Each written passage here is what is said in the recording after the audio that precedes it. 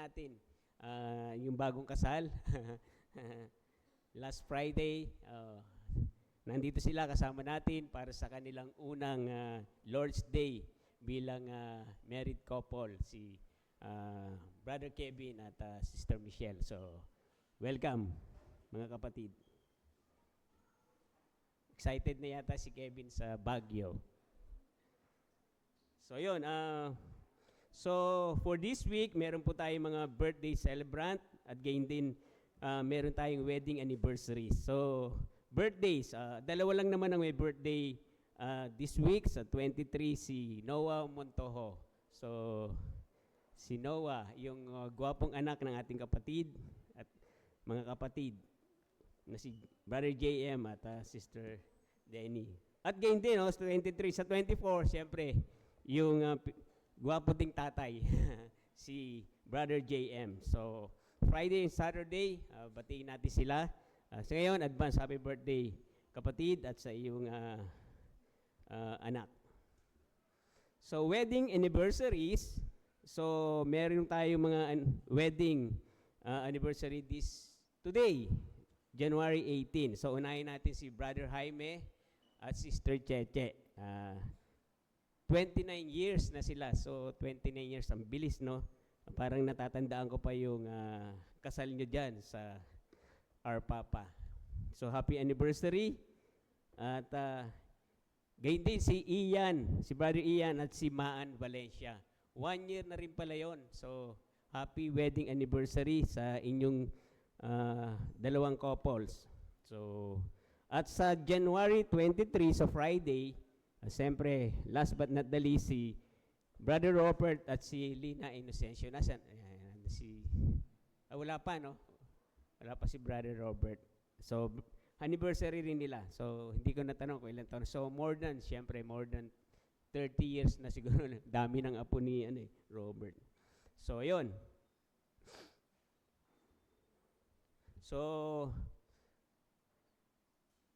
yun na po, yung para sa ating mga birthday celebrants at saka wedding anniversary. So, ilang pang announcement after ng worship service, meron po tayong lunch fellowship. So, para sa ating mga bisita, ini-invite po namin kayo na kung mamarapatin nyo ay sama namin kayo sa aming lunch fellowship after ng worship service. So, at 12:30 p.m. At 2:30 p.m. naman yung ating pong prayer meeting. So, kung meron po tayong pahabol na hindi pa natin na bigay kay Deacon Danny, siya po ang ating facilitator mamaya. So, ihabol nyo po at 2:30 prayer meeting natin. Pangungunahan tayo. 1:30 na ba? 1:30. So, 1:30. Matagal na, no?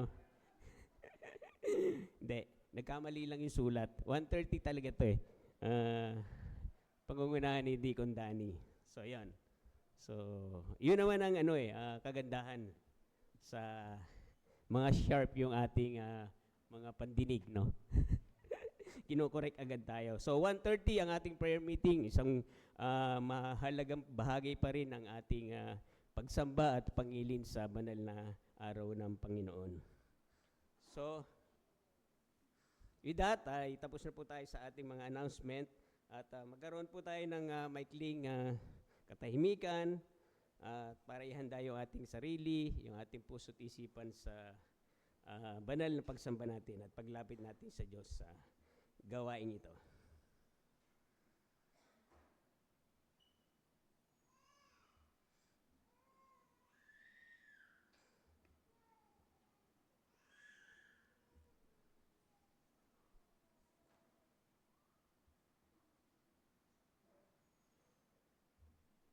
Okay, hindi ko po nabanggit, no, ang ating pastor ay nandun po siya sa isang iglesia sa Chief Cornerstone Baptist Church malapit sa Antipolo, sa Lower Antipolo. So, hindi po natin siya kasama ngayon dahil siya po yung na-invite para magturo at magbahagi ng salita doon. So, by this time, baka malapit na rin silang na siyang mangaral. So, para sa ating mga kapatid doon. So, yun. Para po sa pagtawag sa panambahan, allow me na basahin po ang ilang talata sa Psalms 145. Basahin ko po yung 5 verses lamang, no? Verses 1 to 3 at saka verses 10 to 11. Ito pong sinasabi sa banal na salita ng Diyos, aking Diyos at Hari, aking papupurihan ang pangalan mo magpakailanman. Pupurihin kita araw-araw at pupurihin ko ang pangalan mo magpakailanman. Dakila ang Panginoon at sa papuri lubhang karapat-dapat. Lahat mong mga gawa, o Panginoon, ay magpapasalamat sa iyo at pupurihin ka ng lahat ng mga banal mo. Sasabihin nila ang kaluwalhatian ng iyong kaharian at ibabalita ang iyong kapangyarihan. So ang Psalms 145 po ay isang awit ng papuri na sinulit ni Haring David, no? At ito ay nag-open with a personal and public declaration of praise. So sabi ni Haring David, I will extol you, my God and King. So paalala, reminder na ang worship ay nagsisimula sa ating personal na commitment sa Diyos. Hindi ito nakakadepende sa mga sirkumstansya o yung mga pangyayari sa buhay natin o kung gusto natin o ayaw natin siya sambahin, kundi ito'y nakadepende sa hindi nagbabagong katangian ng Diyos. Si David din, no, ay yung disposition niya, yung resolve niya ay continuous yung pagpupuri. Sinabi niya nga rito, pupurihin kita araw-araw at pupurihin ko ang pangalan mo magpakailanman. So araw-araw yun sa ating buhay, no? Pero sa konteksto ng Lord's Day, siyempre linggo-linggo yan, yung ating papuri sa Panginoon. 6 na araw binigay niya sa atin, pero yung ika-7 araw ay banal sa Kanya. Dapat natin na sundin yung Kanyang utos na igalang, banalin ang araw na ito. Siyempre sa buhay natin, hindi naman perfecto, no? Palagi tayo na nakakadalo sa worship service. Pero at least, no, hindi very good, hindi good, kundi dapat outstanding. Yung range naman ng outstanding, hindi perfect yan, no? Sa pagtatrabaho, pag nasa outstanding ka, nasa range ka ng at least 95 to 100. So dapat yung ating disposisyon sa pagpuri sa Panginoon ay dapat laging nandun, no? Laging nauuna sa anumang mga schedule natin, no? Siyempre may mga dumadating na panahon na dumadaan tayo sa emergency o mga madilim na probidensya sa buhay, pero at inaalaw na Panginoon hindi tayo makadalo. Pero sa ating buhay, dapat nauuna yan every Sunday, yung ating pagsamba sa Kanya. Dahil each week brings new reasons to praise the Lord. Even when the day itself is difficult, no? Katulad ko nga, or marami tayong pinagpagdaanan. Yung Psalm then lifts our eyes to God's greatness. Verse 3, dakila ang Panginoon at papuri lubhang karapat-grapat. Great is the Lord and greatly to be praised, and His greatness is unsearchable. Talagang hindi malirip at hindi natin masukat yan. God's greatness cannot be fully measured and exhausted, hindi na uubos. The more we know Him, the more we realize how much more there is to know God. And our praise will never be complete because God's greatness has no end. So yun po, sa verse 10 and 11 na binasa natin, niya-highlight yung katotohanan na God's glory is revealed both sa Kanyang mga gawa, creation, and through what His people proclaim. He reminds us that all God's works praise Him. Ang creation, yung nilikha ng Diyos, ay nagtetestify sa Kanyang kadakilaan. Every morning, every sunrise, every sunset, moon, stars, at yung mountain peaks declare that God reigns. Kung ayaw ng taong at gusto niya manahimik na hindi purihin ng Diyos, yung kanyang mga gawa ay nagpupuri sa Kanya. Pero tayong mga tao na nakasumpong ng kaligtasan, we don't just admire His work, we actively speak about His kingdom and power. So, when we speak about yung kaharian, ang kingdom ng Panginoon, nire-remind natin yung nasa paligid natin, yung ang mundo, at maging ang sarili natin. God is in control and faithful to His promises and mighty to save. And God is sovereign. He has absolute authority and power over everything. Kaya nga, as we come before the Lord today, we join David's declaration, to bless, extol, and magnify the God whose greatness is beyond our understanding and whose faithfulness sustains. So, sustain na tayo every day. Great is the Lord and greatly to be praised. Kaya nga, purihin natin ang Diyos sa umagang ito, mga kapatid. Tayo po tumayo para sa ating unang hymn. Uwitin natin ang O Worship the King na tumatawag sa atin sa hymn na ito na itaas natin, iangat natin ang ating mata lampas sa ating sarili at i-focus natin sa Diyos, ang ating eternal King.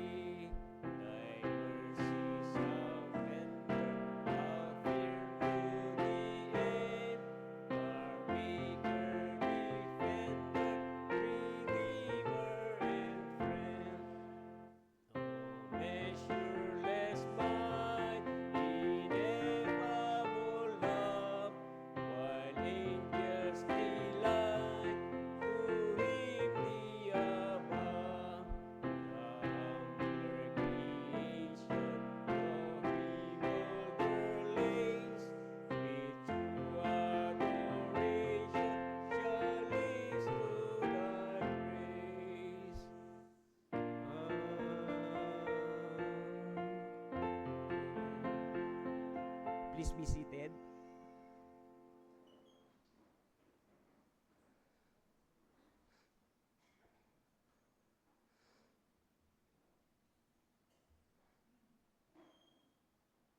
So tayo po'y manalangin.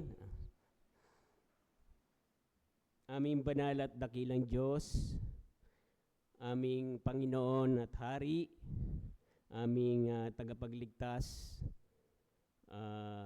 Pinupuri ka po namin at sinasamba sa iyong kaluwalhatian at kadakilaan. Na-acknowledge namin na sa iyo lamang lahat ng kaluwalhatian at karapat-dapat ka sa papuri at pagsamba. Salamat po sa araw na to na niloob mo na kami ay magtipon sa lugar na ito para sa isang layunin na kung saan nais naming banalin, sambahin at itaas ang iyong dakilang pangalan. Salamat po, Panginoon, sa iyong paggabay sa amin sa isang linggo na nakalipas. Salamat sa marami mong biyaya at habag sa amin.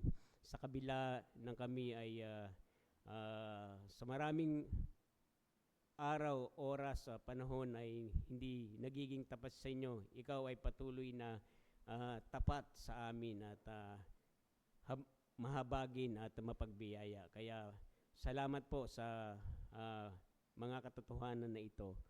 At sa araw na ito ay hinihiling namin na samahan kami ng banal na Espiritu sa aming gawain. Batid namin na kung hindi mo po kami lulukuban at hindi mo kami aasistahan at tutulungan sa aming gawain ay baliwala po ito. Kaya kami po ay naninikluhod at may kababaang loob na tulungan mo kami na tunay na sambahin ka sa Espiritu at katotohanan.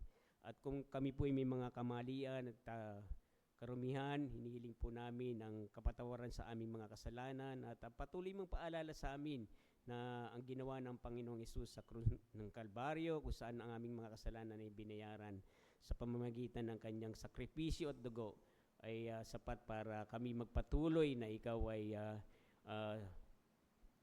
sambahin at itaas sa iyong dakilang pangalan sa kabila ng aming mga kasalanan at kahinaan. Salamat po, Panginoon, at tulungan mo ang bawat isa sa amin at buksan mo ang aming puso at isipan na tulad sa aming pag-aawitan na ang mga salita na aming bibigkasin at tunay na makarating sa iyong trono ng biyaya at habag. At gayon din naman sa aming pag-aaral ng iyong salita, gawin mong makapangyarihan ang pangangaral ng iyong salita. Tulungan mo po ang aming tagapagsalita na maipahatid niya ang mensahe na nais mo marinig namin at tunay na makinabang ang bawat isa sa amin. Kaming mga anak mo ay tunay na manoris at mapakain ng mga salita at mapalakas ang aming mga pananampalataya po sa inyo. At tunay nabigyan mo kami ng biyaya na mailapat ito sa aming mga puso at isipan. Sa aming mga mahal sa buhay, mga anak, mga kapatid, at mga kaibigan, kakilala, mga regular naming visitors na wala pa pong ugnayan sa inyo. Sana gamitin mo ang araw na ito. Gamitin mo ang iyong banal na salita na maririnig nila ang ebanghelyo ng aming Panginoong Hesus para dalhin sila sa pagsisisi ng kanilang kasalanan at pananampalataya sa aming Panginoon Hesus. Salamat po, Panginoon, sa iyo po namin iniaalay ang gawain na ito. Tanggapin mo po nawa ang aming papuri at pasasalamat. Ito pong aming panalangin sa pangalan ni Hesus. Amen.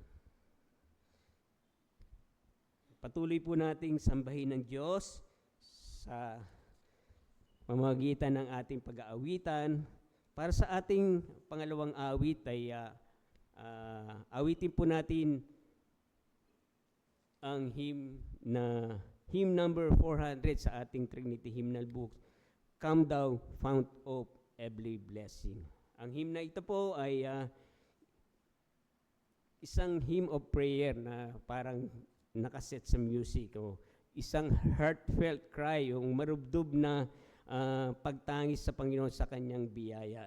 When we sing, tune my heart to sing thy grace, na kino-confess natin sa ating mga sarili na ang ating mga puso, isipan ay hindi natural na nakaharmony sa Diyos, no? Parang sintonado tayo sa Diyos. Kaya nga, hinihiling natin sa pamamagitan ng kanyang bayaya na laging inangkatune yung ating puso sa kanya.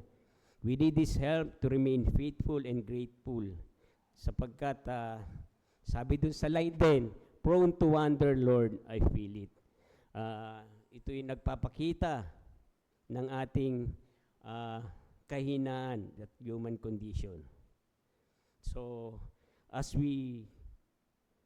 believers, na-distract din tayo at na lumalayo at naapektuhan ng takot at pride and comfort. Yet the hymn does not end in despair. It points to one hope. At yun po yung ang fountain, ang bukal ng biyaya ng ating Panginoong Diyos. So, kantahin po natin, Come thou fount of every blessing.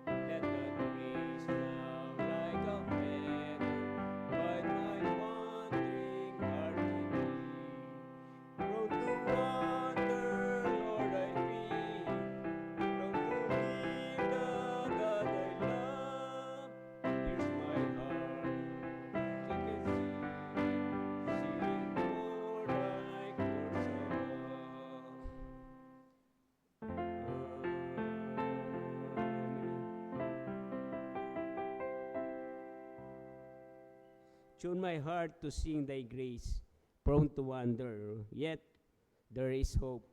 God is the fount and the endless source of mercy, na palagi yan na binabalik tayo sa kanyang piling. So at this point ay dadako po tayo sa pagbasa ng banal na salita ng Diyos. At may we call on Deacon Jojo para po tayo pangunahan.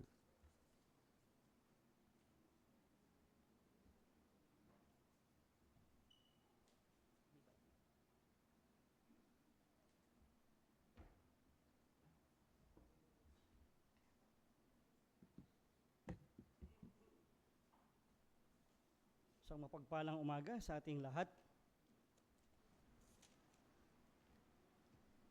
Sa mga nagsasabi na kilala mo si Kristo, ang tanong sa iyo ngayong umaga ay paano mo siya nakilala? At gaano mo siya kakilala? Ano ang iyong batayan? Ito ba ay katotohanan o tradisyon? Totoo ba na merong susi ang langit? At totoo ba na si San Pedro ang nakabantay sa pintuan na to? Samahan niyo po akong basahin ang teksto ng ating scripture reading this morning, continuing on Matthew chapter 16. Babasahin po natin ang mga verses 1 to 20. Aklat ni Mateo sa Bagong Tipan, Kabanata 1 hanggang 20. Inaanyayahan ko po ang mga maaring tumindig, tumayo, tayo po'y tumayo sa pagbasa nito. At sundan niyo po ako sa inyo pong mga salin. Ito po ang matatagpuan natin. Dumating ang mga Fariseo at ang mga Saduceo, at upang subukin siya, hiniling nila sa kanya na magpakita sa kanila ng isang tanda mula sa langit. Ngunit sumagot siya at sinabi sa kanila, sa dapit hapon ay sinasabi ninyo magiging maganda ang panahon sapagkat mapula ang langit At sa umaga, magiging maunos ngayon sapagkat mapula ang langit at nagbabanta. Marunong kayong kumilala ng anyo ng langit, ngunit hindi ninyo nakikilala o ninyo makilala ang mga tanda ng mga panahon. Ang isang lahing masama at mapangalunya ay humahanap ng tanda, ngunit hindi ito bibigyan ng tanda maliban sa tanda ni Jonas. Kanyang iniwan sila at siya ay umalis. Verse 5. Nang makarating ang mga alagad sa kabilang ibayo, nakalimutan nilang magdala ng tinapay. Sinabi ni Jesus sa kanila, mag-ingat kayo at iwasan ninyo ang lebadura ng mga Fariseo at ng mga Saduceo. Nag-usap sila sa isa't isa at nagsasabi, hindi kasi tayo nagdala ng tinapay. Ngunit, alam ito ni Jesus, kaya't sinabi niya, kayong maliliit ang pananampalataya, bakit kayo'y nagtatalo na wala kayong tinapay? Hindi pa ba ninyo nauunawaan o natatandaan ang 5 tinapay para sa 5,000? At kung ilan kaing ang inyong natipon? O iyong 7 tinapay para sa 4,000 kung ilang kaing ang inyong natipon? Paano hindi ninyo nauunawaan ang sinabi ko ay hindi tungkol sa tinapay?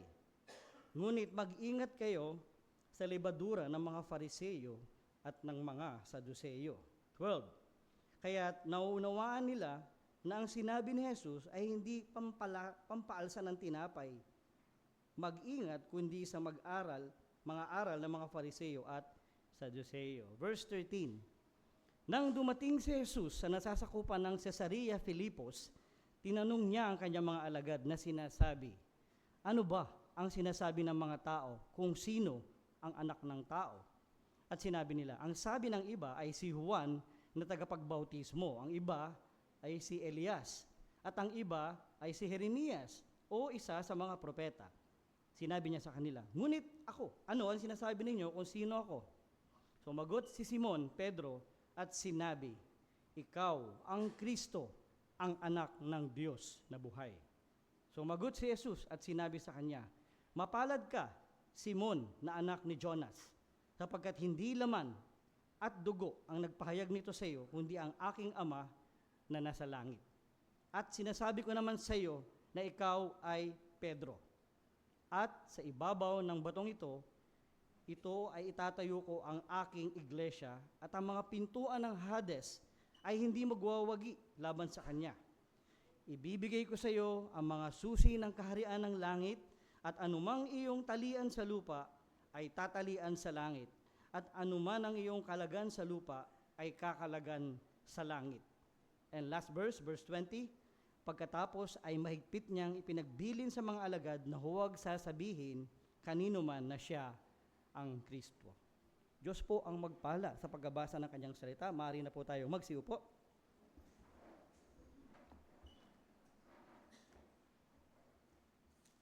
Sa pagpapatuloy ng ating binabasa dito sa Mateo, bahagi ng Bagong Tipan, ay alalahanin natin na ang aklat ng Mateo, ang buong tema nito ay ang kagaya ng pag-umpisa natin, katuparan. Isa dyan na katuparan ay pagpapakilala kung sino ang Mesiya o ang tagapagligtas. This morning, we will zoom in only on verse 13 up to 20. Nung magpahayag, tinanong ni Jesus ang kanyang mga alagad kung sino sila sa pagkakakilala ng mga tao. Dito ay tinatanong niya, nasaan sila? Ang setting ay nasa Caesarea Philippi. Itong lugar na to ay basically nasa border ng Syrian and Israel, na predominantly ang mga tao dito ay mga hentil o mga pagano, mga sumasamba sa Diyos-Diyosan. Ang isa sa mga tatlo ang kanilang sinasamba rito, si Baal, ang kanilang Greek god na si Pan, at maging ang kanilang emperor na si Caesar.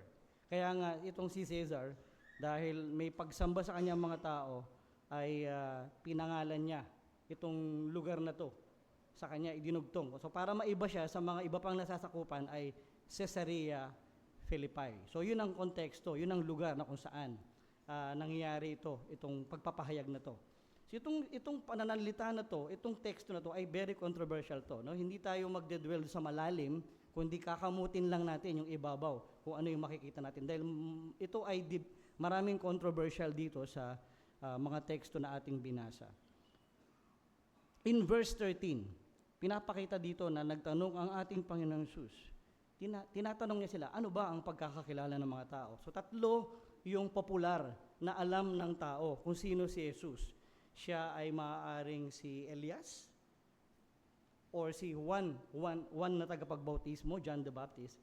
Ang iba naman sabi, siya ay maaaring si Jeremiah or isa sa mga propeta. Pero binaling niya yung tanong pabalik sa kanyang mga alagad. Kayo, anong pagkakakilala nyo? Sino pagkakakilala nyo? Sa tingin nyo, sino ako? So, Peter, being the leader, na always siya yung tagapagsalita ng grupo na to among the 12, stood up at sinabi niya, ikaw ang Kristo, ang anak ng Diyos na buhay. You are Christ, the Son of the living God. Meaning, siya ang Mesiya sa pagkakaalam ni Pedro. At pinuri siya ng Panginoong Hesus at sinabi dito, mapalad ka Simon, sapagkat ikaw na anak ni Jonas, Simon, the son of Jonah, for flesh and blood, sabi dito, and verse 17,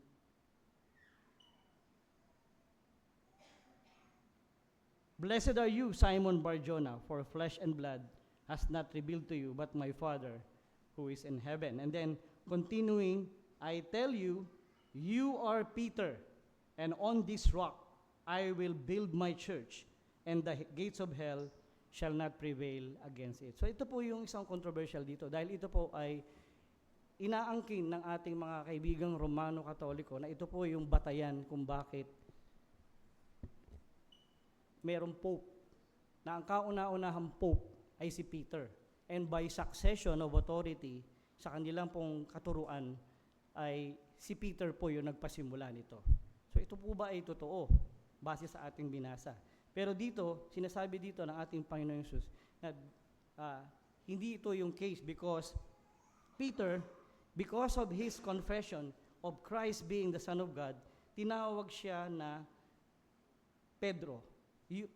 Pedro meaning stone. Subalit sinabi niya, no, it is not you, Peter, but the rock. So ang tinutukoy ng ating Panginoon Hesus, yung iyong pahayag na ako ang anak ng buhay na Diyos, diyan ko itatatag ang iglesia. So meaning, Christ is the builder and the founder of church. Hindi si Pedro. Bagamat si Pedro, makikita natin later on, pagtapos lamang nito, ay susuwayin siya i-correct siya ng ating Panginoon Hesus sa kanyang sinabi sa susunod. So makikita natin na hindi si Pedro, not by succession, not by tradition. So, then, continuing, sinasabi dito na ibibigay ko sa iyo ang mga susi ng langit. So ito yung dahilan nila. Ba't sinasabi nila na si San Pedro ang nakabantay sa pintuan ng langit at hawak niya ang mga susi. Ano ibig sabihin nun? Well, susi, meaning makikita natin later na among the 12. So hindi natin sinasabi na, Pedro, hindi ikaw ang pagmumulan, hindi ikaw ang pundasyon ng church. Sapagkat ang pundasyon ng church ay ang ating Panginoong Hesus. But, ibinibigay ko sa iyo ang mga susi para buksan ang pintuan ng langit. And sabi dito, the gates of hell shall not prevail it. Pag sinabi yung gate, ito po ay a symbol of defense. Kapag ang isang lugar ay wala pong pintuan, walang gate, ay prone sa pagpasok ng mga kaaway. Subalit dito, sinasabi dito na hindi, kahit maglagay ng depensa ang mga kaaway, papasukin ito ng kaharian ng Diyos. Meaning, wala pong makakapigil sa itinatag ng Diyos na iglesia at ang kanyang misyon ng pag-ibanghelyo. Makikita po natin yan na si Pedro ang unang ginamit sa Acts sa mga Jews, sa mga Gentiles, at maging sa mga convert na mga Hentil. So yun yung sinasabi ng Panginoon na ibinibigay niya ang susi kay Pedro. Sa atin naman, anong ibig sabihin nito? Hindi lamang po si Pedro ang siyang may hawak ng susi, kundi lahat na nagpapahayag ng ebanghelyo ng ating Panginoon Hesus, kasama ang ating iglesia, hawak natin ang susi. Pwede nating silang papasukin at pwede natin silang kalagan. Meaning, Pwede silang makapasok sa kaharian sa pamamagitan ng pakikinig ng ebanghelyo. At sa mga tumatanggi naman, ang pintuan ng langit ay isinasara sa mga tao na patuloy na nagmamatigas. So ang tanong kanina, kilala mo ba ang Panginoong Yesus? Jesus Christ is not just a name, but it is a title. Ito po ay titulo ng tagapagligtas. Hesus Kristo, ang Mesiya, ang tagapagligtas. Siya ang kailangan mo para sa iyong katubusan. Siya ang kailangan mo para makapasok ka sa kaharian na ito. Pwede kang buksan pamamagitan ng susi ng ebanghelyo at pwede ka rin pagsarahan kung ito ay iyong tatanggihan. Ngayon tanong, saan nakabatay ang iyong paniniwala kay Hesus Kristo? Ito ba ay sa sarili mong inaakala, sa tradisyon, o sa katotohanan ng iyong salita? Nawa, sa iyong paglagi dito, kaibigan, hindi ito isang bagay na aksidente lamang para sa iyo, kundi pagkakataon nito para makita mo na mayroong daan patungo sa kaharian ng langit at ito ay binuksan na, ibinigay ang susi sa kanyang iglesia para sa inyo upang tayo ay makapasok sa kanyang kaharian.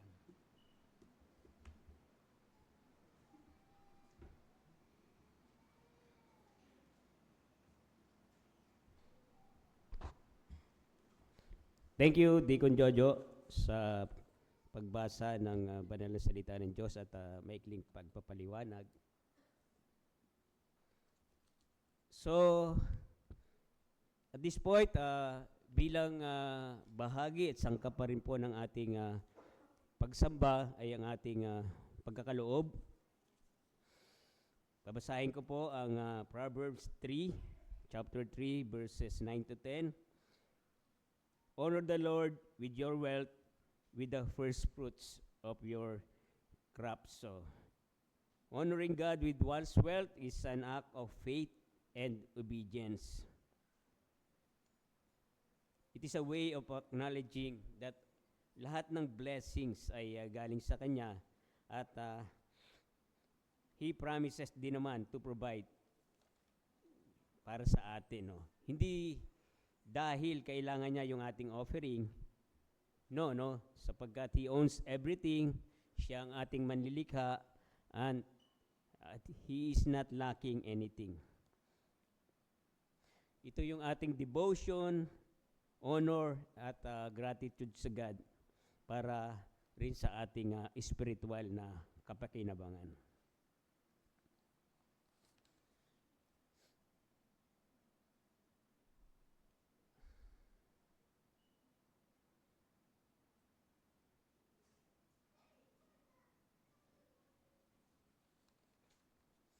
Paraan din ito para isupport yung ating mga leaders at mga nagpapagal sa iglesia. Sapagkat sinabi din naman sa Timothy, 1 Timothy 5:17 to 18, elders who direct the affairs of the church are worthy of double honor, especially those whose work is preaching and teaching. So yun, malinaw po ang dahilan kung bakit bahagi ng ating pagsamba ang ating pagkakaloob.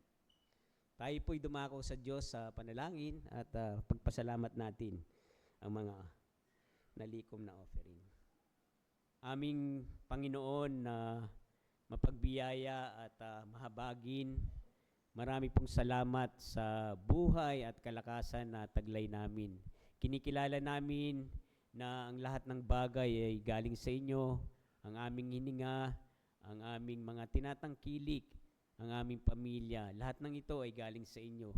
At kami patuloy na nagpapasalamat sa kadakilaan mo sa aming mga buhay at sa patuloy mong pag-provide sa aming mga pangangailangan.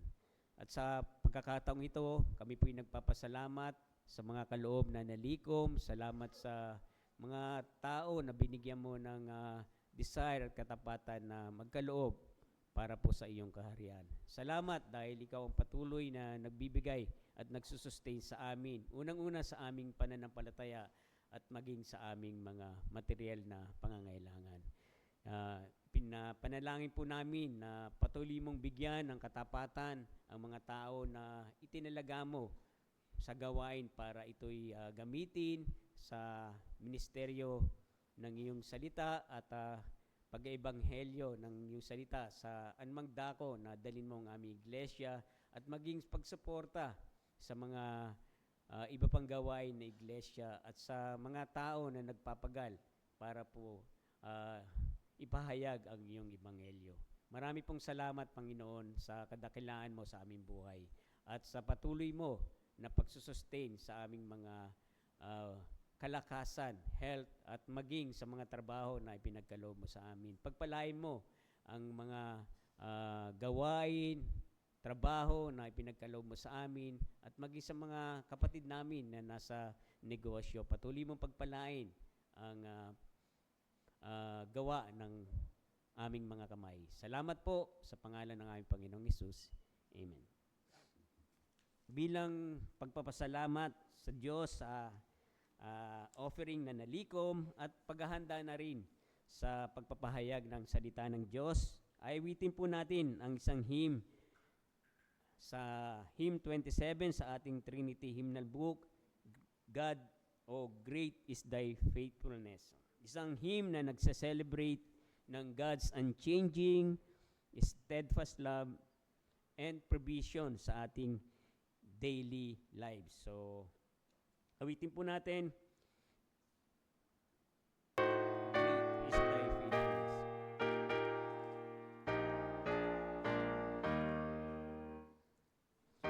It is Thy faithfulness, O God my Father. There is no shadow of turning with Thee. Thou changest not, Thy compassion they fail not. As Thou hast been, Thou forever will be. Great is Thy faithfulness, great is Thy faithfulness. Morning by morning, new mercies I see. All I have needed, Thy hand hath provided. Great is Thy faithfulness, Lord, unto me. Summer and winter, springtime and harvest, sun, moon, and stars in their courses above, join with all heaven, manifold witness.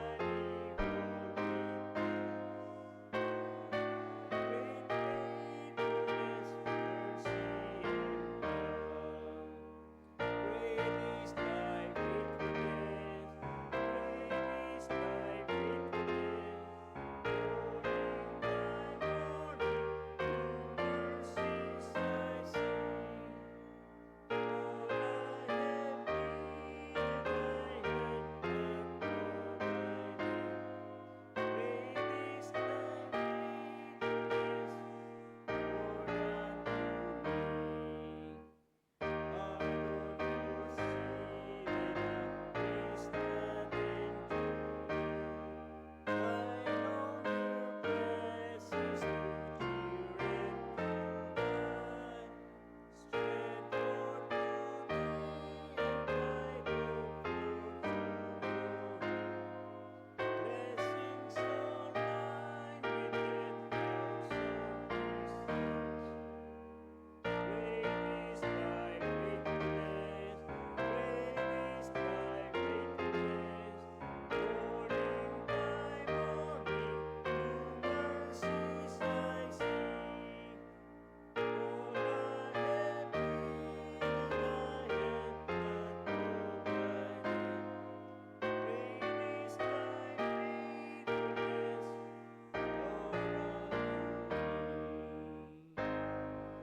Lord, unto me. Amen. Kita natin yung divine constancy, God's unwavering faithfulness.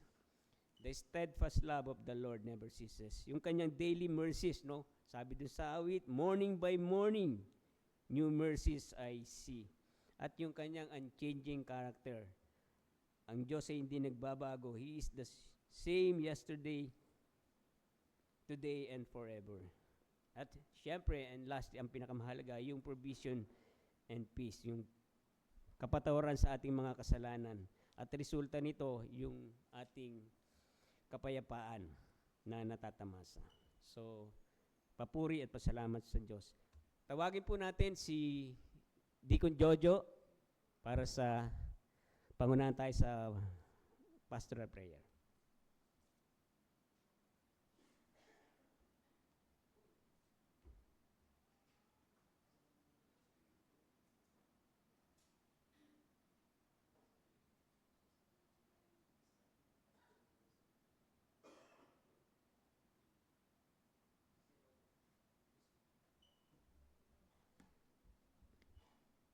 Tunay na matapat ang Panginoon. Muli, on behalf of the Trinity Neighborhood Church, sa aming mga kasama ngayon sa pagsamba dito, welcome po ang ating mga regular attenders and visitors at sa mga friends and brethren namin na nakatunghay, nakatutok sa FB live stream. Nawa ay maging pagpapala po ito. Samahan niyo po ako sa isang congregational prayer.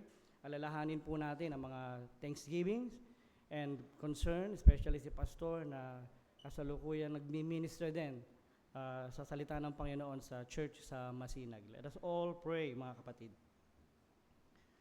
Tunay, Panginoon, na napakabuti at matapat mo sa amin, even as we are still living and breathing this morning. Nagpapasalamat kami, Panginoon, dahil ang buhay, hininga at lakas na to na patuloy mong pinahiram sa amin ay mula sa iyo, galing sa iyo, at para sa iyo lamang, Panginoon. Salamat dahil hindi mo kami iniwan sa amin pong mga kasalanan, kundi ikaw ang nag-provide ng way na kami, Panginoon, ay mapatawad sa aming mga sala sa pamamagitan ng buhay, sakripisyo at gawa ng aming Panginoong Hesus. Salamat sa iyong dakilang kordero na siyang namatay sa krus sa halip na kami, Panginoon, na ang aming mga sala na hindi namin kayang bayaran ay tinubos at binayaran ni Kristo sa krus ng Kalbaryo. Ano pat siya ang buhay, the Son of the living God.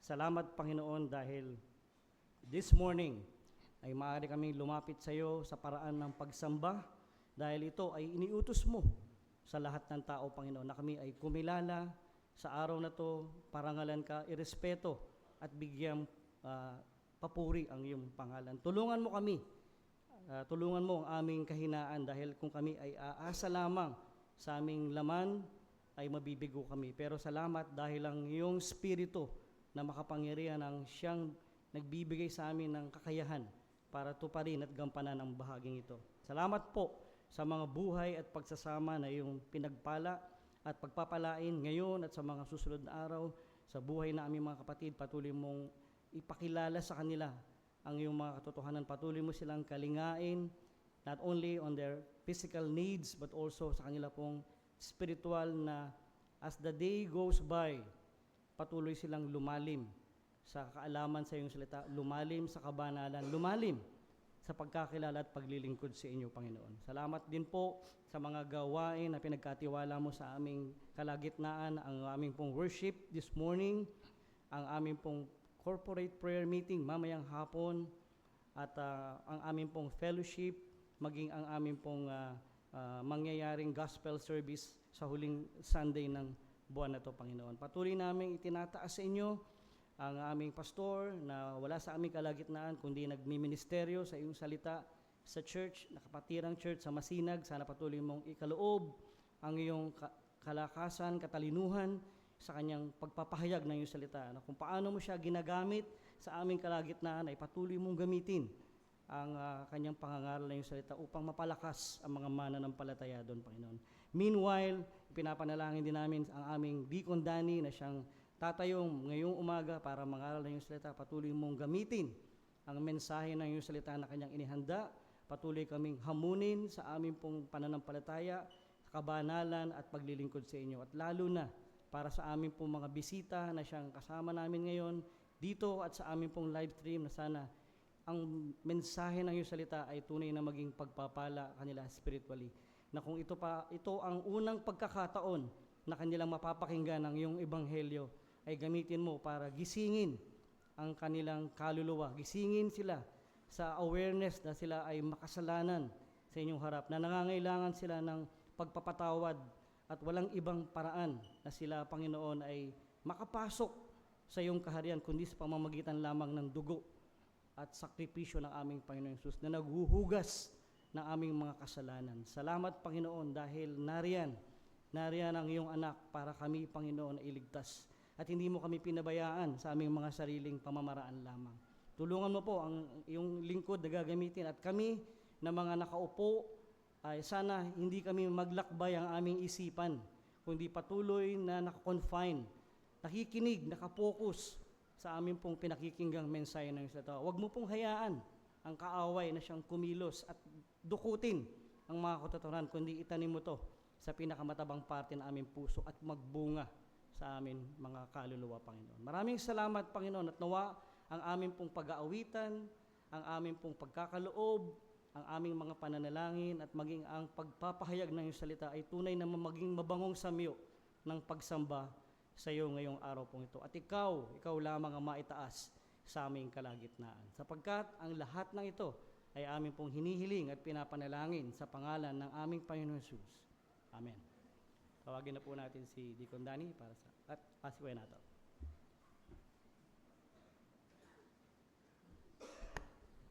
Thank you, Deacon Jojo. Bago po natin tawagin si Deacon Danny para sa pangangaral ng salita ng Diyos, atin pong basahin muna ang text na kanyang ipapangaral sa ating kalagitnaan na matatagpuan po sa Mark chapter 12. Basahin po natin ang verses 38 to 44.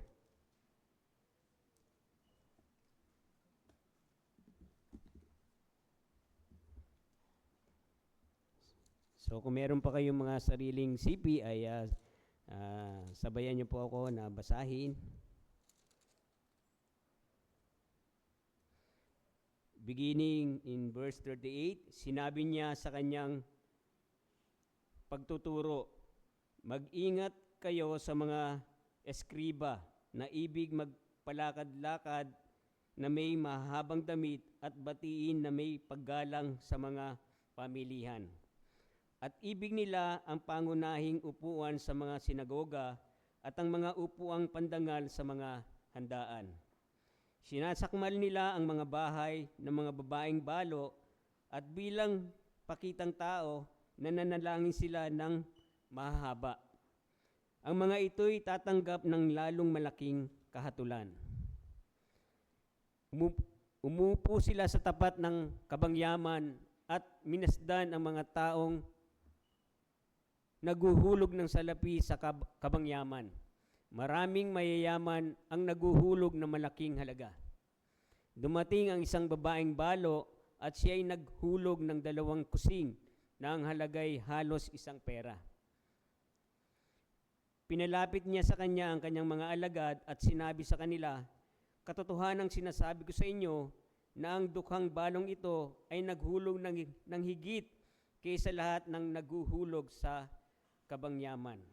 Sapagkat silang lahat ay naghulog mula sa kanilang kasaganaan, ngunit siya na sa kanyang kasalatan ay inihulog ang lahat ng nasa kanya, ang kanyang buong kabuhayan. Ang Diyos po sana ang magpala ng kanyang banal na salita. Tawagin na po natin si Deacon Danny para sa pangangaral ng salita ng Diyos.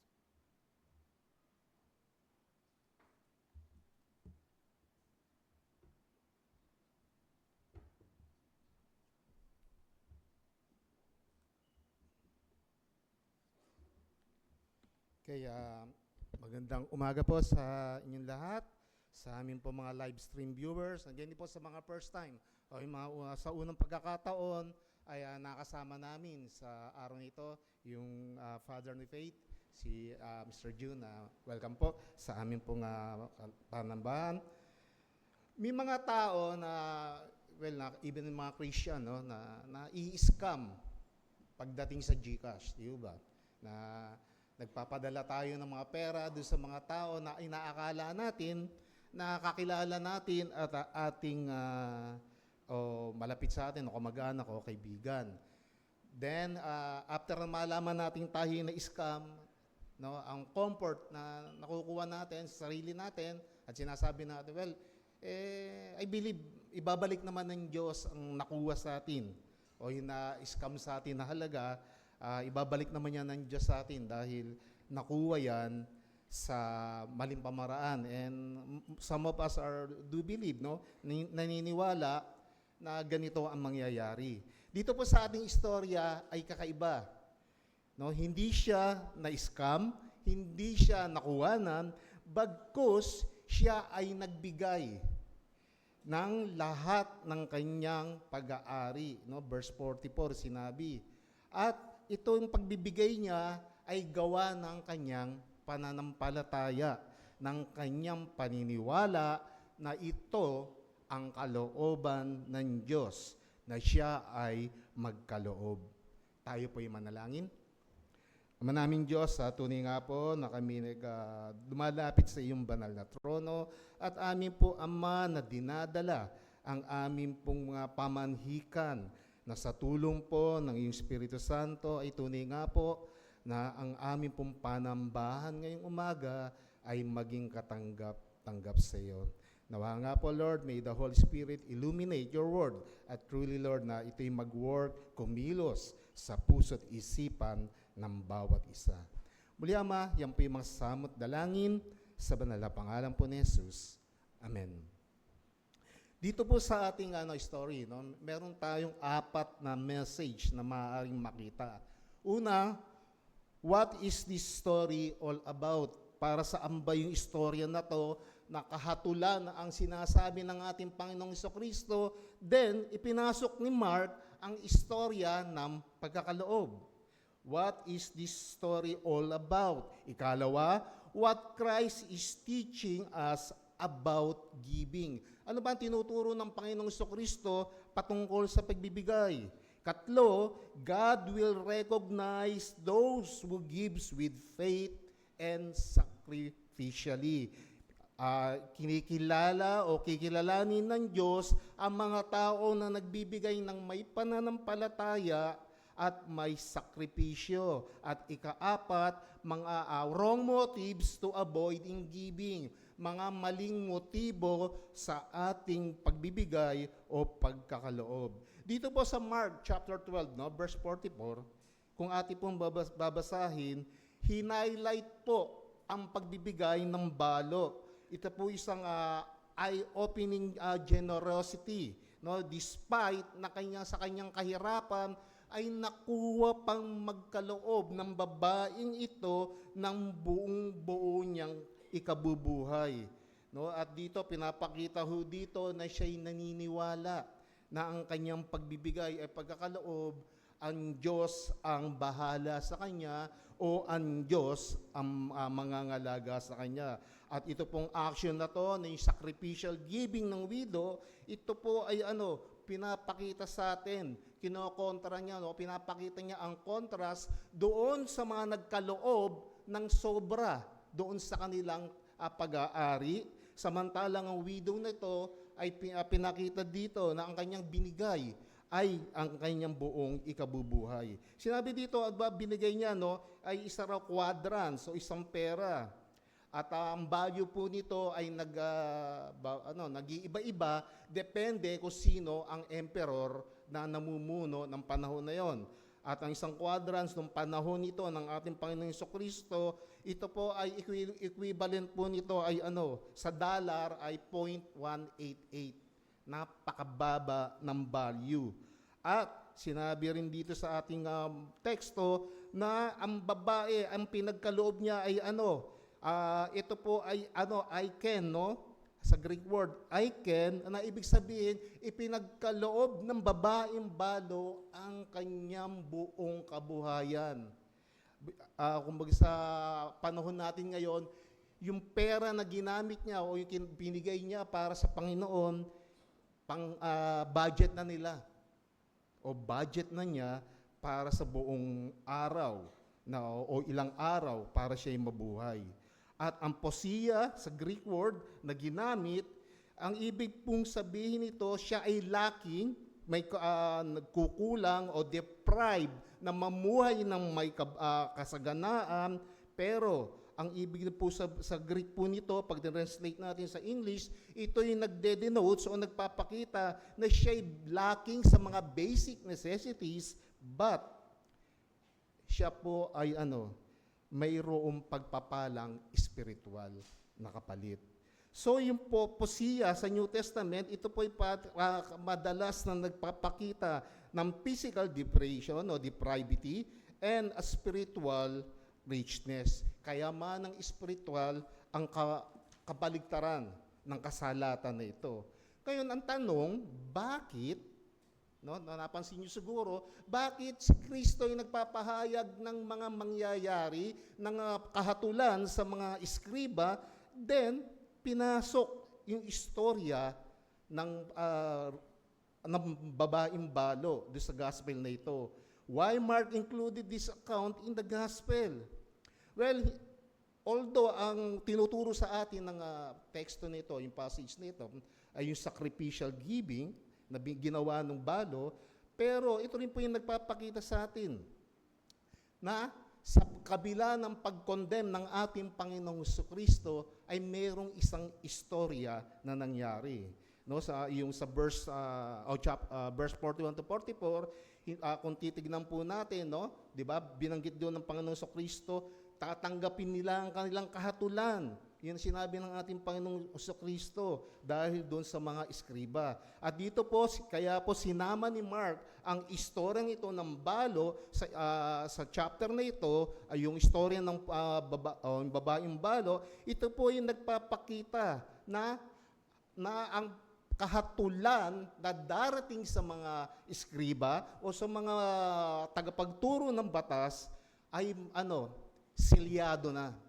Wala silang pwedeng maging dahilan kung bakit hindi sila dapat hatulan ng ating Panginoong Jesucristo. At ito ay pinapakita ng pagbibigay ng babaeng balo. Parang sinasabi dito ng ating Panginoong Diyos, ni Kristo, tignan nyo, kayo, tuwan-tuwa kayo dahil may mga nagbibigay sa inyo ng sobra-sobra. Pero, yung mga binibigay na mga yan, excess lang ng kanilang nakuha.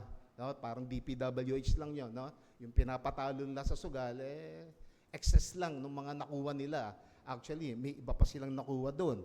Pero dito po pinapakita sa atin ni Mark na merong isang pangyayari sa pagbibigay na yan na hindi nyo nire-recognize mga iskriba. Hindi nyo nakikita ang kahalagahan. Nakikita nyo lamang kung gaano kadami, kung gaanong halaga na mabinibigay ng mga mayayaman, pero yung pinaka-importante na nagganap sa harapan nyo, hindi nyo nakita. Kaya ang kahatulan nyo ay tapos na ihahatol na. Sinama ni Mark ang istoryang ito o yung ng babaeng balo dahil dito pinapakita sa atin, naispakita sa atin ni Mark na sa kabila ng mga kasamaan na nangyayari sa mundong ito, mayroong mga magagandang bagay sa biyaya ng Diyos na nagaganap. At dito nga nakita natin talagang na-recognize ng ating Panginoong Jesucristo yung pagbibigay ng babaeng balong ito. Ito'y sinama ni Mark sa ikatlong kadahilanan dahil naispakita ni Mark sa atin na kahit na sa kabila ng mga kaganapan na ito, ng ugliness o ng kasamaan ng mundong ito, merong liwanag, merong magandang pangyayari na nagpapakita ng unselfishness ng isang tao. Ito'y contrast pa rin doon sa pagiging selfish, sa pagiging makasarili ng mga leader o yung mga iskriba nung panahon na yon. Diba? Kung titignan po natin ang warning ng ating Panginoong Kristo laban sa mga iskriba, sabi niya, watch out for those who have been appointed to the position of teachers. They desire to go around in long robes. Then, ikalawa, they love greetings in the marketplace. The scribes loved the best seats in the synagogues, which were the benches along the sides. Ang mga skriba raw, mas pinipili ang mga pangunahing upuan. Ikatlo, ang mga eskriba ay ang nais nila ay mga komportableng lugar kung saan silang maupo tuwing may mga handaan. At ikaapat, sabi ng Panginoong Kristo, mas tandaan nyo, watch out, mag-ingat kayo sa mga eskriba na yan dahil because they devour widows' houses. Pinapahirapan nila, kanilang sinasakmal ang mga widow. So ito po ang mga warning ng ating Panginoong Kristo laban sa mga eskriba. At hindi po natin makikita dito sa text na itong mga eskriba na to nagkaroon ng pagkakataon na hintayin, no? Yung mga taong nagbibigay, bagkus itong mga eskriba na to, sila ay hindi makapaghintay na mahawakan ang mga binibigay ng mga tao.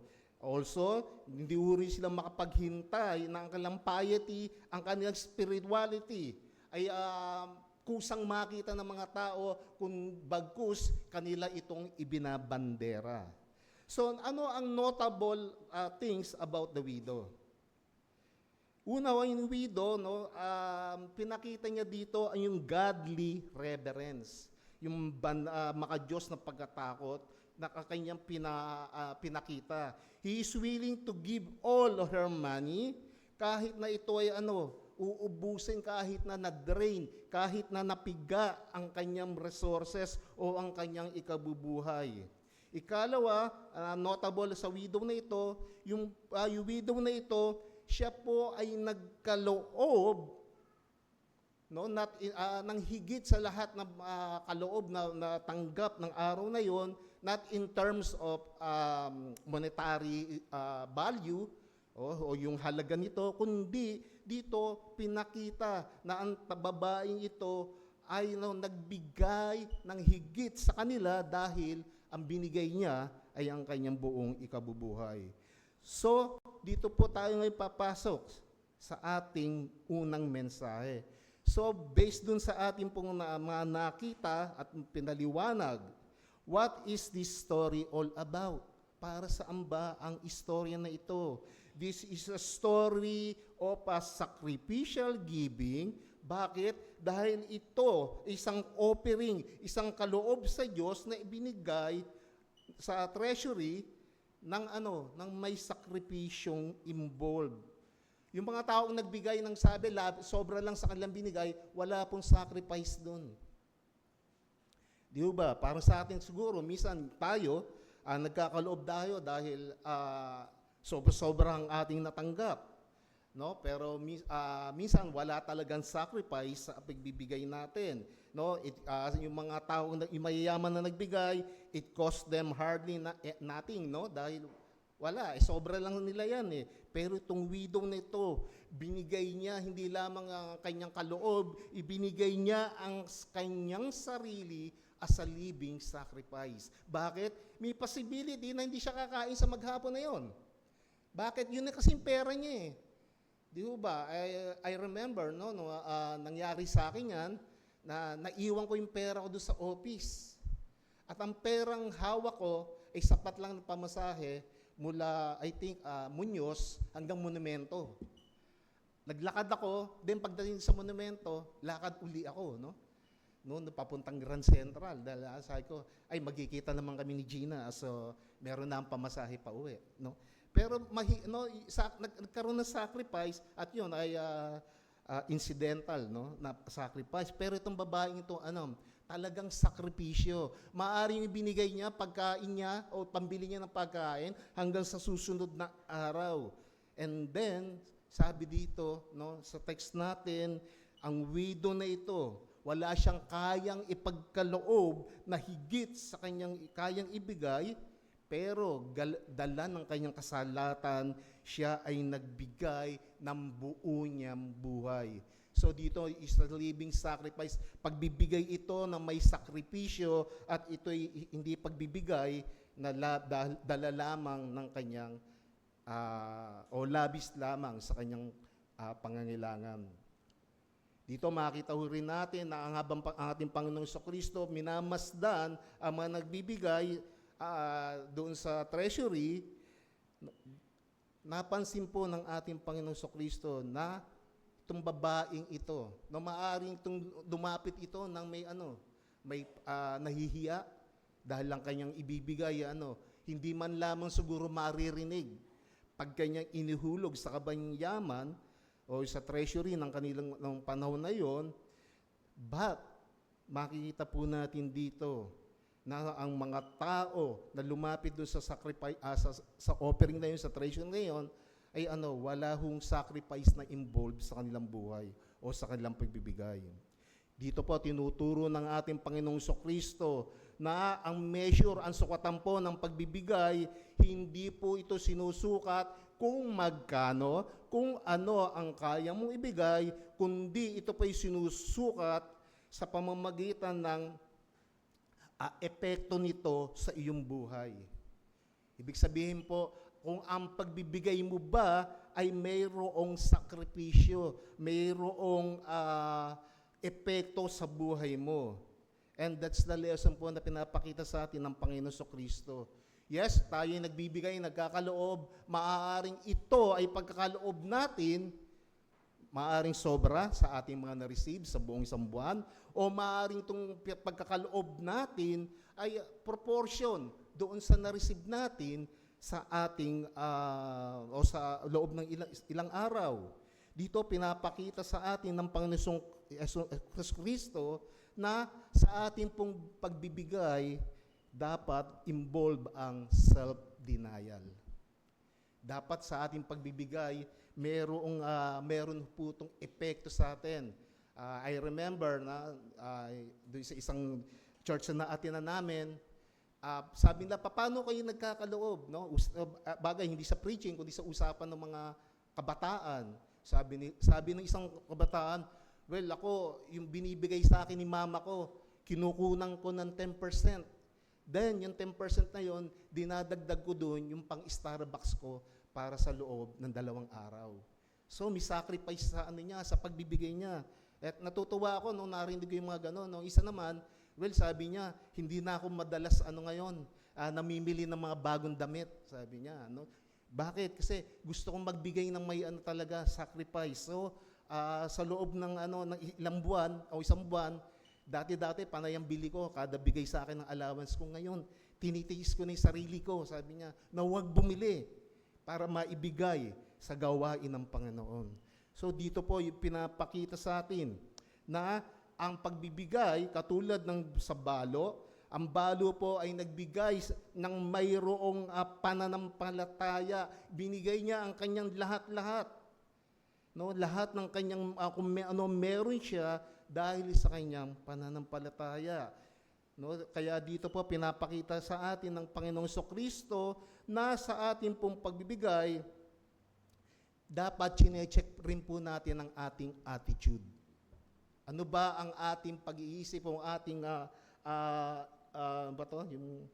laman ng ating isipan kung tayo ay nagbibigay. Ang ating pang pagbibigay ay merong selfishness, no? May halong pansariling kapakanan, maaring siguro naka-receive ka ng kunyari, balik tayo sa panahon ng 1960s, naka-receive ka ng 10 piso, at ang 10 piso ng panahon na yon ay para ka ng may 100,000 ng mga early 60s. At naka-receive ka ng 10 piso at ang binigay mo lang ay 5. Kasi, di ba, dahil ayaw mo ibigay yung 10% o more than 10%. Ang pagbibigay mo ba ay mayroong pagpapakumbaba? Ang pagbibigay mo ba ay mayroong pagsuko na kinikilala mo na ang na-receive natin sa loob ng ilang araw o isang buwan, ito ay galing sa Diyos kahit ito ay iyong pinaghirapan. Yes, sabi mo, pinagtrabahuan ko ito. Yung katulad ng madalas illustrate ni Pastor Joel, sinasabi ng isang professional na kabataan, ano sabi niya? Bakit ako magbibigay diyan sa Diyos na yan? Ako nagtrabaho nito. Ako kumita nito. Yes, ikaw ang nagtrabaho, ikaw ang kumita, pero ang Diyos ang nagpala sa iyo. Di ba? May mga ibang tao na sabi nila, bakit ganun? Sa kabila ng aking pagsusumikap, sa kabila ng aking kasipagan, sa kabila ng aking mga ginagawa, kulang pa rin ang kinikita ko. No, katulad ng mga fishermen dun sa lugar na napuntahan namin, sabi nila, sa kabila ng magdamag namin sa laot, kulang pa na pambili ng gasolina yung aming nahuli. Bakit? Well, kasi Diyos ang nagpapala. Diyos ang nagsasabi kung gaano kadami mahuhuli nila at kung paano sila i-bless ng God. Well, maaring yung time na yon nahuli nila, ikokonti lamang kasi gusto ng Diyos na ipakita sa kanila, yes, kulang pang pambili ng gasolina yung nahuli nyo, pero meron kayong kakainin naman para sa buong maghapon. No, doon dito pinapakita sa atin, ano bang tinatanong tayo, ano bang motibo natin? Tayo ba'y nag-e-express ng pagmamahal sa Diyos kapag tayo ay nagkakaloob? Ang ating pagkakaloob ay may devotion, may pagtatangi sa Diyos.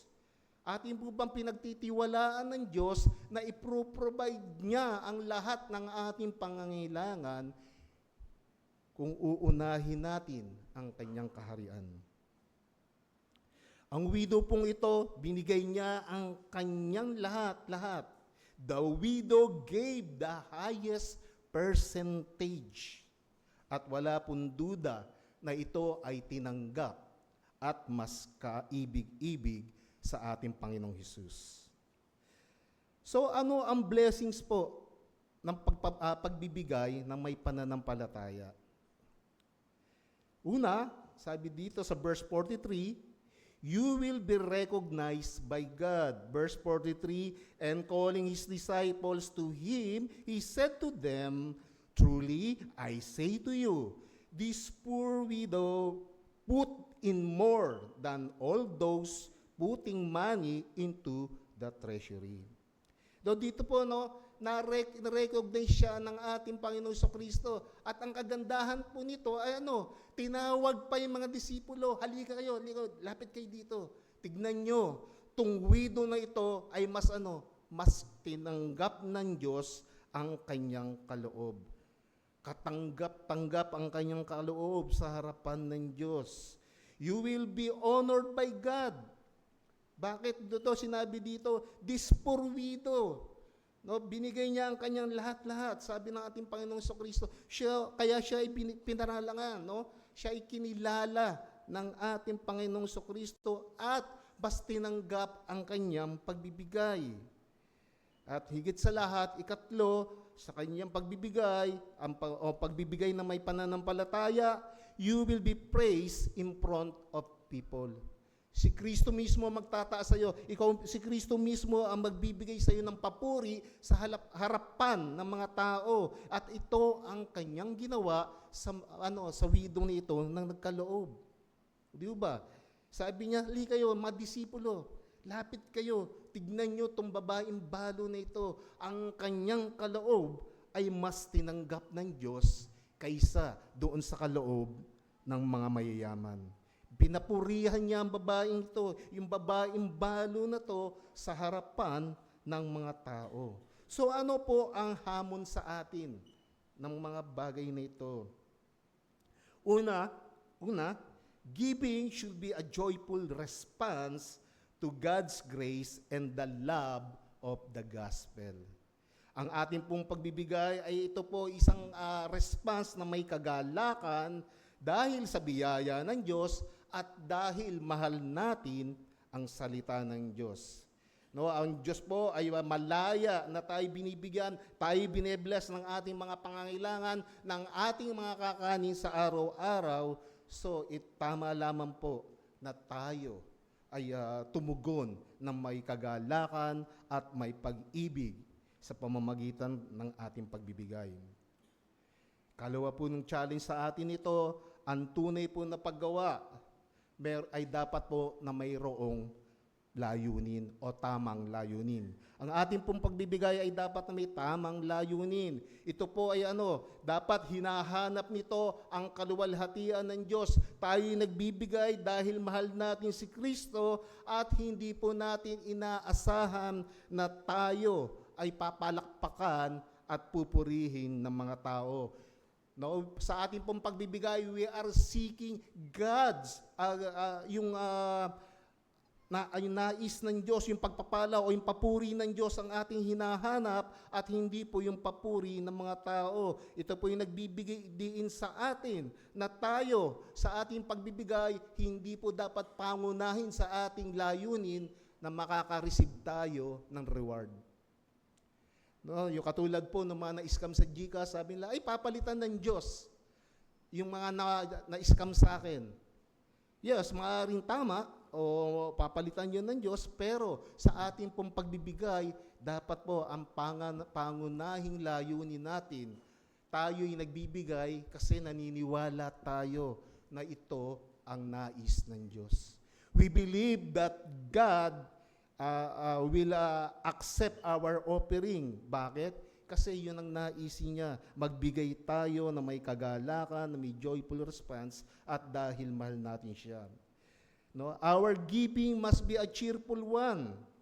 No, ito yung sinabi po ni Pablo sa 2 Corinthians chapter 9 verse 7, 2 Corinthians chapter 9 verse 7, dito pinapakita sa atin, tinuturo sa atin na ang mga nagmamahal po sa Diyos, dapat sa kanyang pagbibigay sila ay cheerful o masaya.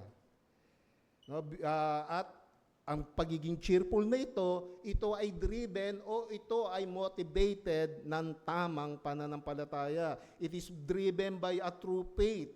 No, at may kagalakan sa pagbibigay at hindi po napipilitan lamang.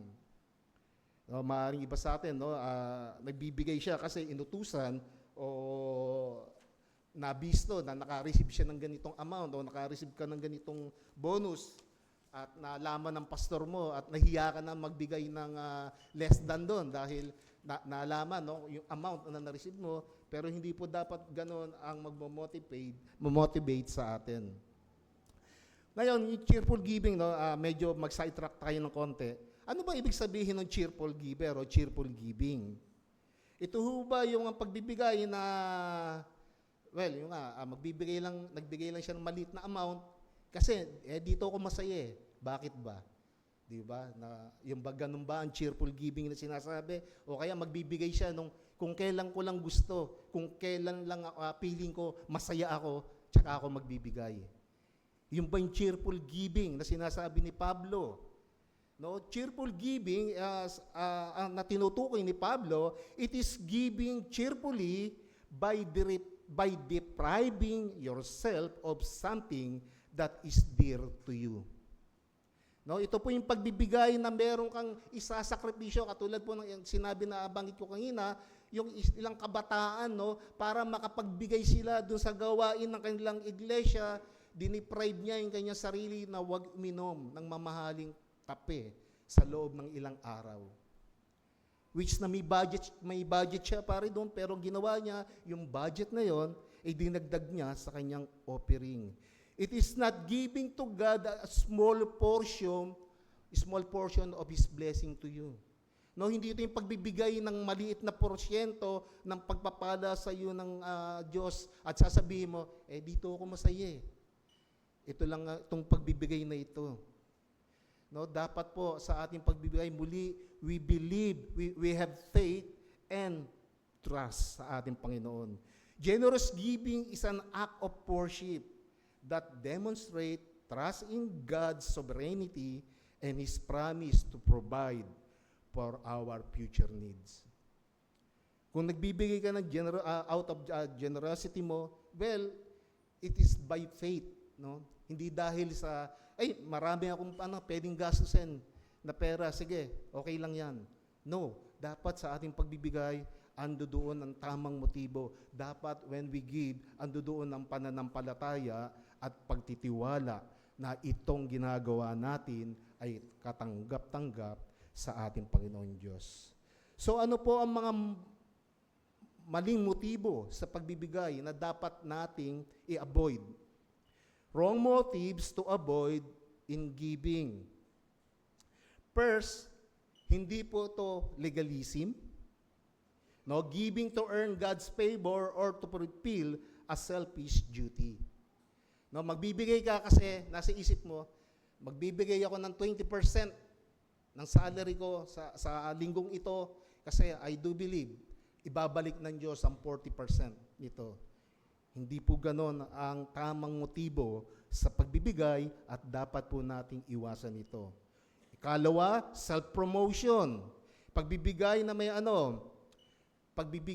may hinihintay kang papuri mula sa mga ka-churchmate mo na nais mo na, oy, Ate Gina, 300 yan, 300,000 yan. Paki-announce na lang na sa akin galing yan. No? Hindi po ganun dapat. And I thank God, no, ni mga ka-churchmate tayo na very humble. Nagbibigay sila ng malalaking amount at magagalit sila sa iyo pag sinabi mo na sa kanila galing yung pera na yon.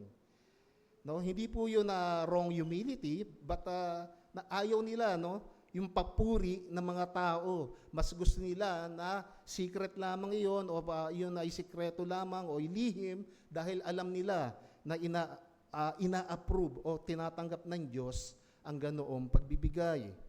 At katlo, hindi tayo nagbibigay o yung wrong motive na dapat i-avoid ay yung greed, kasakiman. Giving solely, no, yung alone, na merong expectation na muli ibabalik ng Diyos sa mga binigay mo. Etong matindi, no, naniniwala ka na 100-fold ang ibabalik sa iyo ng Diyos.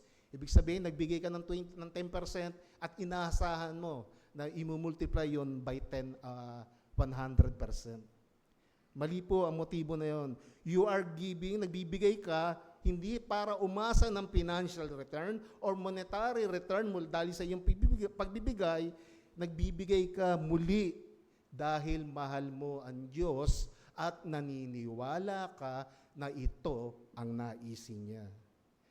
So bilang encouragement mga kapatid, bilang exhortation sa atin, ang ating pananampalataya, if you say you are a Christian, kung nagsasabi ka na isa kang mananampalataya, dapat ang iyong pananampalataya ay may bunga. At ang bunga nito na pananampalataya mo ay isa dito ay yung pagbibigay sa Diyos na may sakripisyo. Our faith must bear fruits. And we must give with self-denial dahil mahal natin ang Diyos. Ikalawa, ang ating pananampalataya ay makita ang bunga nito sa pagbibigay karangalan sa Diyos. At isa nga po dito, yung tamang pagbibigay. Our good deeds, praise God, because they originate from Him. Alalahanin po natin mga kapatid, muli, Philippians 2:13, no? Philippians 2:13, saan daw galing ang mga blessing na ito? Ito'y galing sa ating Panginoong Kristo. Ito ay pinagkatiwala sa atin. So it means steward ka lamang ng mga nare-receive mo at hindi yan talaga sa iyo. So dapat mo yang ibalik sa Diyos ng nararapat o ayon sa nararapat na pagbibigay. Then lastly, we ought to give that we are with our whole life. No? Tayo dapat magbigay ng mayroon ng muli sakripisyo at may pagpapasalamat sa Diyos. Bakit? Dahil sa kanyang biyaya ay binibigyan kanya ng lakas ng faith na ang pagbibigay mo ay nakalugod-lugod sa kanya. Ikaw ay paparangalan ng Diyos kung ikaw ay magbibigay ayon sa kalooban ng Diyos, kung ikaw ay magbibigay na may pananampalataya at walang pag-aalinlangan. So, as a practical application mga kapatid sa ating pong tinatalakay ngayon, kung i-check mo ang iyong motibo ngayong araw na ito, bakit ka nagbigay? At nakita mo na ang sarili mo ay may mali sa paraan ng iyong pagbibigay, repent. Magsisi ka. Hingin mo ang kapatawaran ng Diyos dahil ikaw ay nagbibigay ng hindi ayon sa kalooban ng Diyos. Then, ikalawa, brethren, mga kapatid, lagi po natin tatandaan, ano man po ang reason natin sa pagbibigay, kung ikaw ay nagbibigay ng nakasulat man yung pangalan mo sa sobre, o nilalaglag mo lang dyan sa offering basket or through other person ang iyong pagbibigay, dapat po natin daging tatandaan, kung ito ay ginagawa mo ng may pananampalataya, may sakripisyo, at ikaw ay masaya kahit na nasaktan o kahit na naapektuhan, no, yung budget mo para sa pangmeryenda mo sa umaga at pangmeryenda mo sa hapon at meryenda mo sa gabi, no? Naapektuhan ng mga bagay na yon, pero masaya ka dahil alam mo na ito'y ginawa mo para kay Kristo. It is a proof of our faith na pinocompess natin na tayo ay tunay na mananampalataya. Muli, another additional challenge, we ought to give even to the point na tayo ay masasaktan. Katulad ng ginawa ng babaeng balo, siya ay nagbigay, no? Talagang masakit sa kanya ang bagay na yon dahil ikabubuhay niya ang kanyang binigay, but ginawa niya pa rin. We ought to give sacrificially. We ought to give so that we are completely demonstrate trust in God.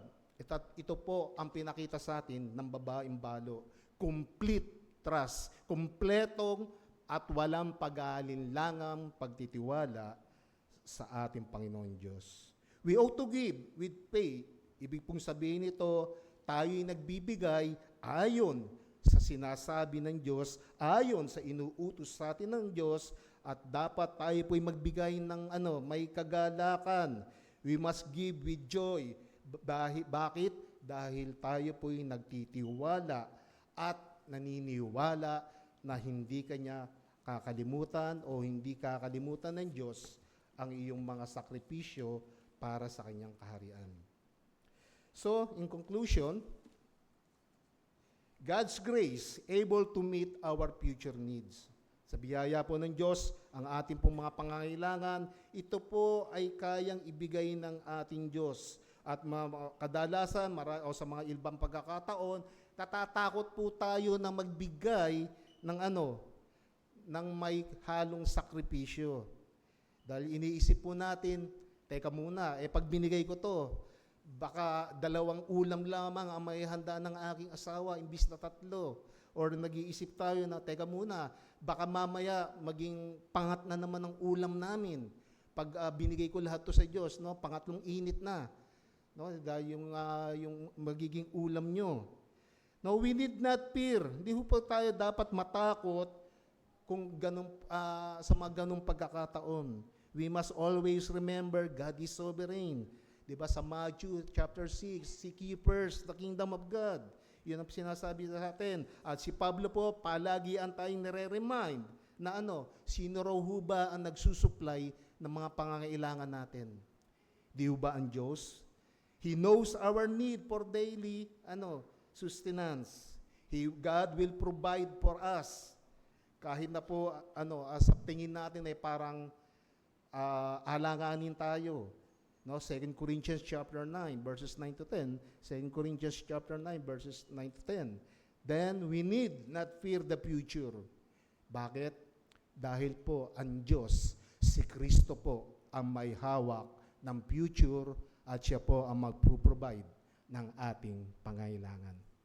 Tayo po'y manalangin. Ama namin Diyos, muli, tunay nga po nagpapasalamat kami at patuloy na dumadalangin na nawa nga po Lord ang mga napahayag na salita sa iyong sa harapan ng pulpito na ito.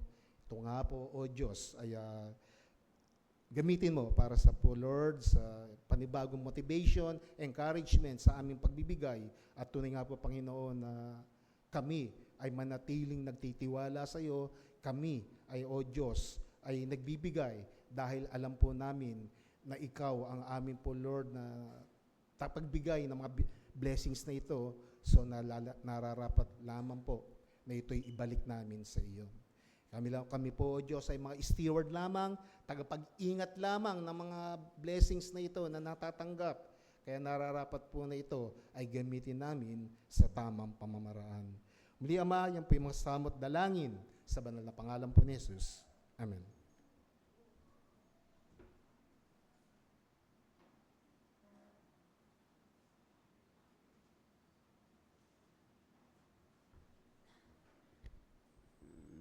Thank you, Deacon Dan.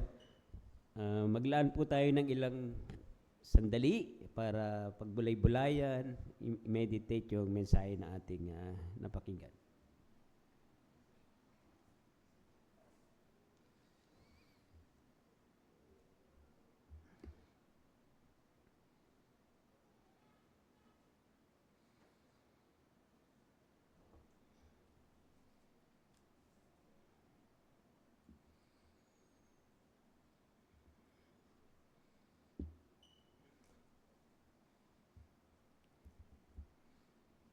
Muli, papuri at pasalamat sa Diyos sa kanyang mensahe sa atin sa umagang ito. Kanyang pagpapaalala at pagtuturo sa atin na ang pagbibigay ay sacrificial, no? So, nasa ating attitude, hindi yung laki o liit ng ating offering, kundi yung pananampalataya na nasa likod ng ating pagbibigay. Sapagkat pagkilala na ang Diyos ang provider ng lahat ng ating pangangailangan. So, nawa ang Diyos ang magturo at maglapat, tumulong na maglapat nito sa ating mga buhay. Bilang tugon po sa ating napakinggang mensahe, inaanyayahan ko po ang lahat na tumayo at awitin natin ang hymn na Now Thank You All Our God bilang response hymn natin sa Diyos para sa kanyang kabutihan sa atin.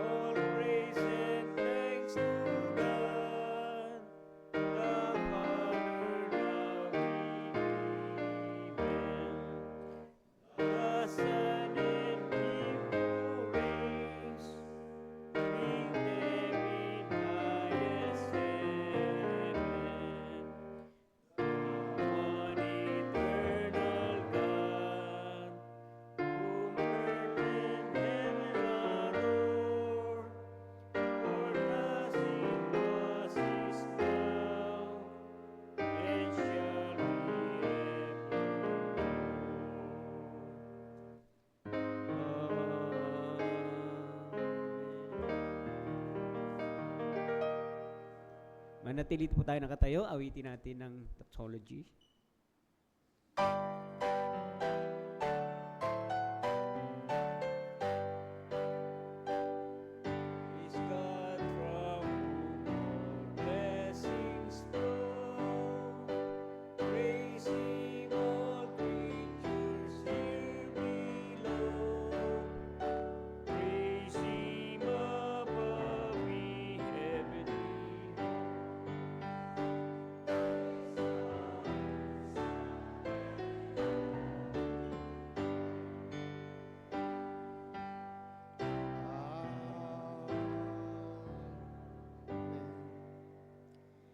So may the Lord bless you and keep you. May the Lord make his face shine upon you and be gracious to you.